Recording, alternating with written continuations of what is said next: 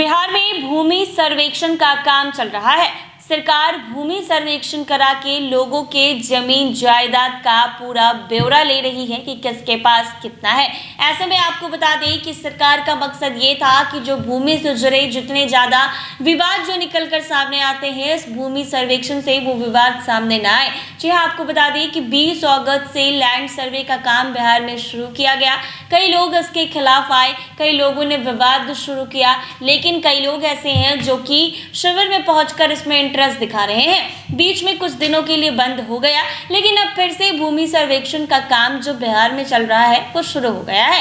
ऐसे में आपको बता दें कि एक तरफ जहां भूमि सर्वेक्षण का काम चल रहा है, तो दूसरी तरफ बिहार के मुख्यमंत्री नीतीश कुमार ने जमीन रजिस्ट्री का नियम बदल दिया है। जी हाँ, बिहार में अब जमीन रजिस्ट्री का नया नियम जो है वो आ गया है। बिहार में अब जमीन की रजिस्ट्री कराना है और भी सुरक्षित होने जा रहा है। नीतीश सरकार ने एक अहम फैसला लेते हुए जमीन की रजिस्ट्री में होने वाले फर्जीवाड़े पर रोक लगाने के लिए नया नियम लागू किया है। इस नए नियम के तहत अब जमीन की रजिस्ट्री कराने से पहले जमीन के रिकॉर्ड को आधार कार्ड से लिंक करना अनिवार्य होगा। बिना आधार कार्ड लिंक के जमीन की रजिस्ट्री नहीं हो पाएगी।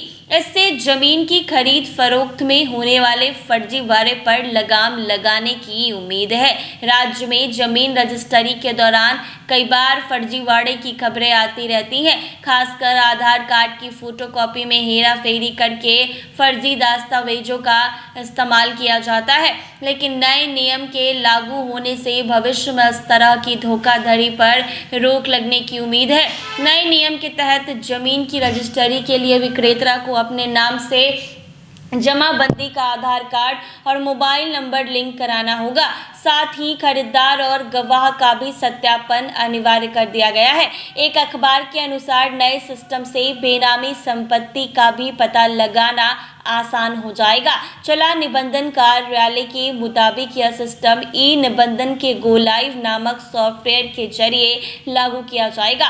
अब तक जमीन की खरीद फरोख्त के लिए विक्रेता और खरीदार का पहचान पत्र लिया जाता था, जिसमें आधार कार्ड की फोटोकॉपी भी शामिल होती थी। लेकिन आधार कार्ड की फोटोकॉपी में हेराफेरी की आशंका को देखते हुए अब राजस्व रिकॉर्ड में आधार को लिंक कराना अनिवार्य कर दिया गया है। आधार नंबर लिंक होने के बाद रजिस्ट्री कार्यालय में कंप्यूटरीकृत सिस्टम से ऑनलाइन मिलान के बाद जमीन की रजिस्ट्री हो पाएगी। राजस्व एवं भूमि सुधार विभाग ने ई मापी के लिए आने वाले आवेदनों की अस्वीकृति की जांच करने का भी फैसला किया है। यह जांच रैंडम तरीके से किया जाएगा। इस दौरान ये भी देखा जाएगा कि आवेदन अस्वीकार करने का आधार सही है या फिर नहीं। देखा गया है कि करीब 25% आवेदन अस्वीकार कर दिए जाते हैं। जिला राजस्व शाखा से मिले आंकड़ों के मुताबिक जिले के सभी 19 अंचलों में ई मापी के लिए अब तक कुल 1700 आवेदन आए हैं। इनमें 417 आवेदन अलग अलग कारणों से अस्वीकार कर दिए गए हैं, जबकि 897 आवेदनों को भुगतान हो चुका है।